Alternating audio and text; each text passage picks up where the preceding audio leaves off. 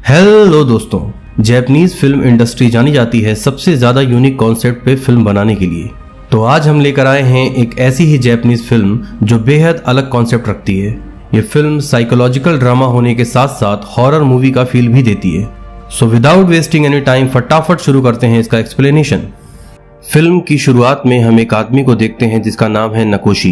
वो अपनी याददाश्त खो चुका है तो उसे अपने अतीत का कुछ भी याद नहीं। उसकी कार ही उसका घर है और फुटपाथ पे रहने वाले आसपास के लोगों को ही वो जानता है। नकोशी को कुछ भी फील नहीं होता, न गुस्सा, न प्यार, न डर और न ही जलन। वो अच्छे कपड़े पहनता है और महंगे रेस्टोरेंट में खाना खाता है जिसका बिल देने के लिए उसके पास क्रेडिट कार्ड भी है।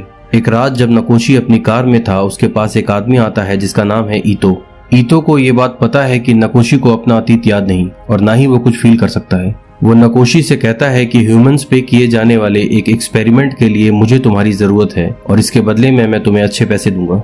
नकोशी उसे अपना क्रेडिट कार्ड दिखाते हुए कहता है कि मेरे पास पैसों की कमी नहीं, तो निकलो यहाँ से। ईतो उसे समझाता है कि ये एक छोटा सा ऑपरेशन है जिसका नाम है ट्रिपेनेशन, जिसमें हम तुम्हारे स्कल यानी खोपड़ी के ऊपरी भाग में एक छोटा सा छेद करेंगे। नकोशी को ये आदमी थोड़ा पागल लगता है और वो उसे यहाँ से जाने को कहता है। ईतो नकोशी से कहता है कि तुम्हें पता होगा कि ह्यूमंस अपनी ब्रेन का सिर्फ 10% ही यूज करते हैं। अगर बाकी का 90% भी यूज कर लें तो सोचो क्या हो सकता है। इस ऑपरेशन से तुम्हारे दिमाग के नए आयाम खुल सकते हैं और शायद तुम्हारी याददाश्त भी लौट आए। नकोशी को उसकी बातें पागलपन लगती है और वो उसे मना कर देता है। अगले दिन ईतो फिर से नकोशी से मिलने आता है और उससे कहता है कि मुझे बस 7 दिन दे दो, फिर तुम्हें जिंदगी जीने का रीजन मिल जाएगा।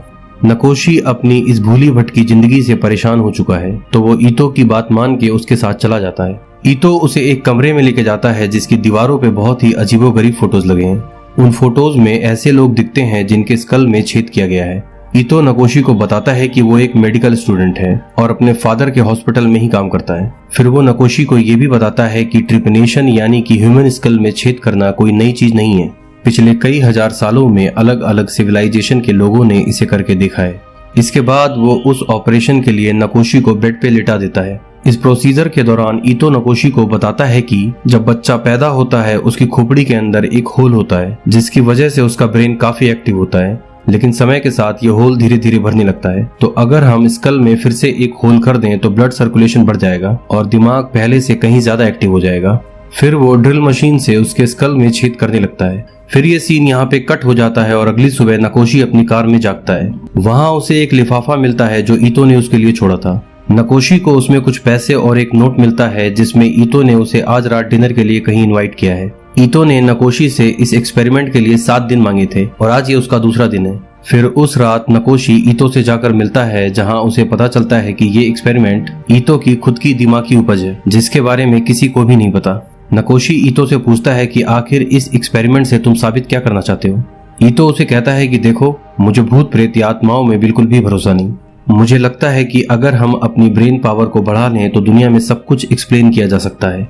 इसके बाद ईतो नकोशी के सामने काफी सारे ताश के पत्ते रखता है जिसमें 5 अलग अलग तरह के सिंबल हैं। फिर वो नकोशी से कहता है कि थोड़ा कंसंट्रेट करो और 3 ऐसे पत्ते उठाओ जिसमें स्टार बना हो। नकोशी जैसे ही एक पत्ता उठाने वाला होता है, ईतो उसे रोकता है और उससे कहता है कि अपनी दाईं आंख बंद करो और अपनी बॉडी का सिर्फ लेफ्ट पार्ट का यूज करो जिससे तुम ज्यादा अच्छा फोकस कर सकोगे। नकोशी ऐसा ही करता है और फिर वो जो भी पत्ता उठाता है उन सबके पीछे स्टार ही बना था।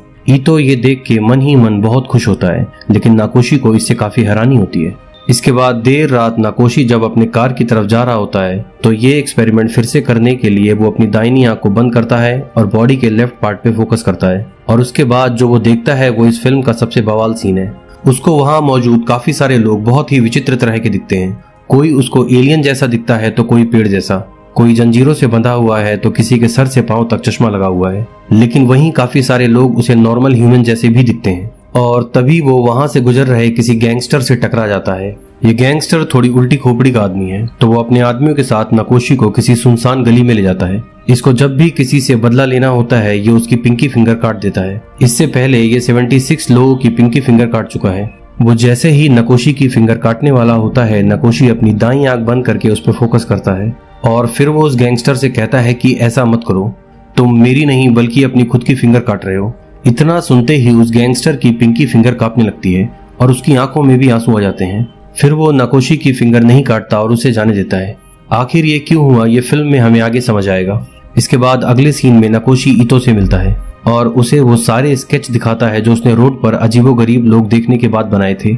ईतो ये सब कुछ देख के बहुत खुश होता है क्योंकि उसका ट्रिपनेशन एक्सपेरिमेंट सफल रहा। वो नकोशी को बताता है कि सिर्फ कुछ ही लोगों में ये ऑपरेशन सफल होता है और तुम उनमें से एक हो, यानी कि तुम्हारा सिक्स सेंस अब पहले से कहीं ज्यादा बेहतर काम करने लगा है। फिर वो नकोशी से कहता है कि अपनी दाईं आंख बंद करके मुझ पे फोकस करो और बताओ कि तुम्हें क्या दिखता है। नकोशी जब ऐसा करता है तो उसे कुछ भी नजर नहीं आता, यानी कि ईतो के केस में उसे एक अदृश्य आदमी दिखता है। ये देख के ईतो थोड़ा मायूस हो जाता है। अगले दिन नकोशी जब अपनी कार में बैठा होता है तो वो देखता है कि उसकी आंखों में आंसू हैं, जिसका मतलब है कि ये एक्सपेरिमेंट अब उसकी पर्सनल लाइफ में भी काम करने लगा है और उसके अंदर अब थोड़ी बहुत फीलिंग आने लगी है। अगले सीन में नकोशी ईतो से जाके मिलता है, जहां ईतो उसे एक फोटो दिखाते हुए कुछ बहुत ही विचित्र बातें बताता है। वो नकोशी को बताता है कि मेडिकल साइंस की भाषा में इसे होमनक्यूलस कहते हैं, यानी कि किसी भी इंसान के अंदर का वो छोटा इंसान जिसे वो पूरी दुनिया से छुपाता है। जब इंसान अपने अतीत की कड़वी यादों को किसी के साथ शेयर नहीं कर पाता तो धीरे धीरे वो एक ट्रॉमा का रूप ले लेती हैं और यही ट्रॉमा उस इंसान के अंदर एक नए इंसान को जन्म देता है जो असल में उसका होमनक्यूलस है। एक इंसान लाख कोशिशों के बाद भी अपने होमनक्यूलस को कभी ढूंढ नहीं पाता क्योंकि वो अपने अतीत की कड़वी यादों से दूर भागता है। आगे वो नकोशी से कहता है कि इस ऑपरेशन की वजह से तुम्हारे अंदर एक खास तरह की पावर आ गई है और वो पावर ये है कि तुम लोगों का होमनक्यूलस देख सकते हो। अपने एक्सपेरिमेंट को आगे बढ़ाने के लिए वो एक लड़की से मिलते हैं जो पार्ट टाइम में एक प्रोस्टिट्यूट का जॉब करती है। जब ईतो उस लड़की से बात करने जाता है तब नकोशी अपनी एक आंख बंद करके उस लड़की को देखता है जो उसे सैंड यानी रेत के जैसी दिखती है, लेकिन इस बार ईतो उसे अदृश्य नहीं दिखता बल्कि वो उसे पानी के जैसा दिखता है और वो ये भी देखता है कि ये रेत धीरे धीरे ईतो के होमनक्यूलस जो कि पानी है उसके पास जा रही है। इसके बाद ये लड़की यहाँ से चली जाती है, लेकिन ईतो उसका फोन चुरा के नकोशी को दे देता है ताकि उस लड़की के बारे में और जानकारी मिल सके। रात को जब नकोशी उस लड़की का फोन चेक करता है तो वो देखता है कि उस लड़की की मॉम के काफी सारे मैसेज आ रहे हैं जिसमें उसकी मॉम उसको काफी भला बुरा कहते हुए उसको एक लूजर कहती है और वो उसका कंपेयर उसकी कजिन के साथ करते हुए कहती है कि तुम उसके जैसा कभी नहीं बन सकती। इसके बाद नकोशी उस लड़की का फोन अनलॉक करके देखता है कि उसकी 2 इंस्टाग्राम आईडी है, जिसमें से वो एक में नॉर्मल हाई स्कूल गर्ल है और उसकी दूसरी आईडी में छुपा है उसका असली चेहरा। ये उसका वो ट्रॉमा है जो उसने दुनिया से हमेशा छुपा के रखा। इस दूसरी आईडी में दिखता है कि उसने खुद को काफी हर्ट किया है और यहाँ उसने अपनी सेक्सुअल डिजायर को भी पेश किया है। नकोशी ये सब देख ही रहा होता है कि तभी वहाँ उस रात वाले गैंगस्टर के आदमी आते हैं और वो नकोशी को उस गैंगस्टर के पास ले जाते हैं। वो गैंगस्टर नकोशी से कहता है कि बताओ उस रात तुमने ऐसा क्या देखा। नकोशी अपनी एक आंख बंद करके कंसंट्रेट करता है और वो देखता है कि उस गैंगस्टर में उसे एक रोबोट दिखता है। वो गैंगस्टर नाराज होकर नकोशी को मारने वाला होता है कि तभी वो रोबोट सामने से खुल जाता है और नकोशी देखता है कि उस रोबोट के अंदर एक बच्चा है जो गिल्ट से भरा हुआ है और उसकी आंखों में आंसू हैं। नकोशी जब उस गैंगस्टर को ये सब कुछ बताता है तो वो अपने घुटनों के बल बैठ के रोने लगता है, मानो उसको अपने अतीत की कोई बात याद आ गई हो। बचपन में एक बार जब वो गैंगस्टर अपने किसी दोस्त के साथ घूम रहा था तो उसके दोस्त को एक रोबोट मिलता है और इस गैंगस्टर को एक चाकू। वो अपने दोस्त से कहता है कि अगर तुम चाहो तो मैं इस रोबोट के बदले तुम्हें ये चाकू दे सकता हूँ, लेकिन वो नहीं मानता और ये दोनों इस रोबोट को लेके लड़ने लगते हैं और इसी खींचातानी में इस गैंगस्टर के दोस्त की पिंकी फिंगर कट जाती है और यही उस गैंगस्टर के बचपन का ट्रॉमा है जो आज भी उसका पीछा नहीं छोड़ता। नकोशी से ये सब जानने के बाद वो बच्चों की तरह फूट फूट के रोने लगता है। इस ट्रॉमा से निकलने के लिए उसने कई बार अपनी पिंकी फिंगर काटने की कोशिश की, लेकिन वो कभी सफल नहीं हुआ। फिर वो नकोशी के सामने ही अपनी पिंकी फिंगर काट के अपना पश्चाताप करता है और फिर जब दोबारा नकोशी उसे अपनी एक आंख बंद करके देखता है तो इस बार उसे ये गैंगस्टर एक नॉर्मल इंसान दिखता है, यानी कि उसका होमनक्यूलस अब दूर हो चुका है और अब वो एक नॉर्मल जिंदगी जी पाएगा।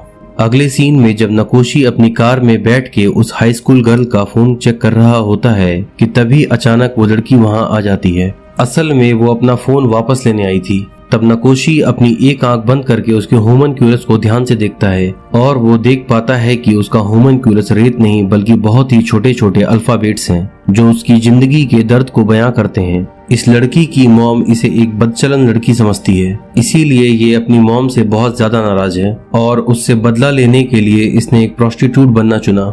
लेकिन ये कभी किसी के साथ फिजिकल नहीं हुई और ये आज भी वर्जिन है और यही इस लड़की का होमनक्यूलस है। नकोशी उसके अंदर की आग को शांत करता है और फिर वो लड़की अपने होमनक्यूलस से आजाद हो जाती है। इस बार जब नकोशी अपनी एक आंख बंद करके उसको देखता है तो वो उसे एक नॉर्मल इंसान के जैसी दिखती है।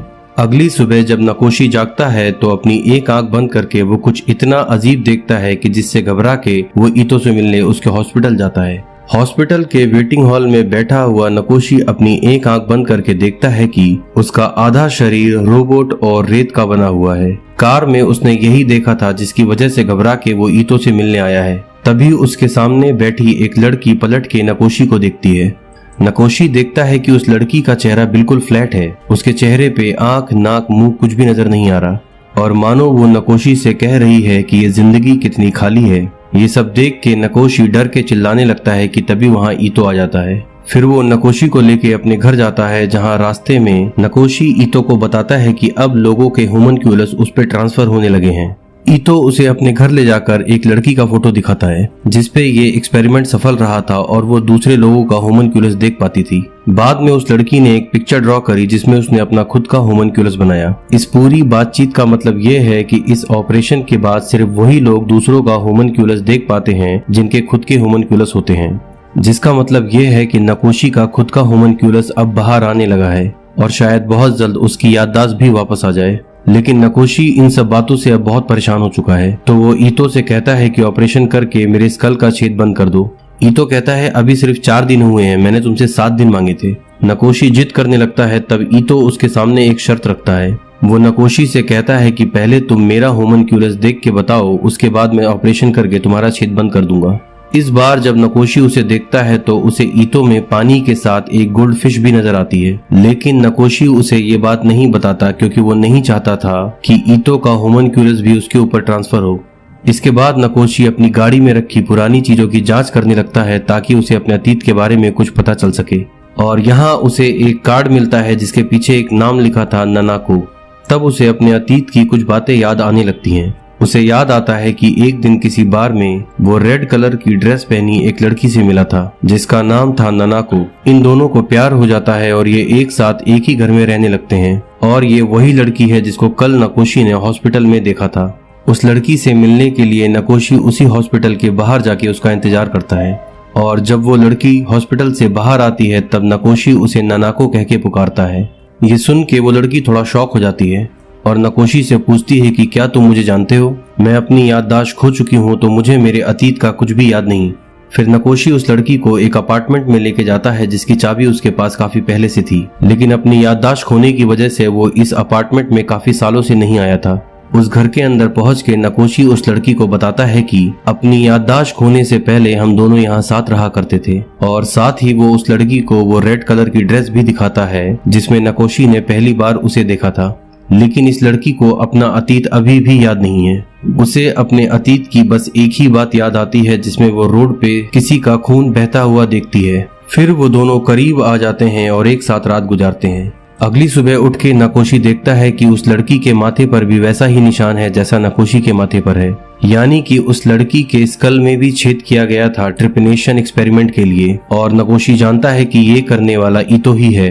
तो वो ईतो से मिलने उसके घर जाता है। ईतो वहाँ उसे नहीं मिलता। तब नकोशी अपने फोन में देखता है कि कल रात ईतो ने उसे काफी सारी कॉल्स की थी, लेकिन नकोशी को लगने लगा था कि अब उसकी याददाश्त वापस आ गई है तो उसको ईतो की जरूरत नहीं, कि तभी नकोशी के फोन पे ईतो का कॉल आता है। ईतो नकोशी को बताता है कि उसने ही उस लड़की के स्कल में छेद करने वाला ऑपरेशन किया था, लेकिन उस पर ये ऑपरेशन सफल नहीं रहा, इसलिए वो कभी भी किसी का होमनक्यूलस नहीं देख पाई। आगे वो नकोशी से कहता है कि तुम्हें लगता है कि तुम्हारी याददाश्त वापस आ गई, शायद ये तुम्हारा एक भ्रम हो। ईतो नकोशी के अपार्टमेंट के बाहर ही खड़ा है और फिर वो जाके उस लड़की ननाको से मिलता है, लेकिन वो उसका नाम चिहिरो कह के पुकारता है। ये सुनते ही वो लड़की सहम जाती है और उसे अपना अतीत याद आने लगता है। इधर नकोशी इस बात को समझ चुका है कि उसकी याददाश्त वापस आना उसका एक भ्रम है, इसलिए वो जल्दी से घर वापस आता है और अपनी एक आंख बंद करके फिर से उस लड़की को देखता है। लेकिन इस बार नकोशी को वो लड़की नॉर्मल इंसानों के जैसी दिखती है, जिसका मतलब है कि वो लड़की अपने मेंटल ट्रॉमा यानी कि अपने होमनक्यूलस से आजाद हो चुकी है।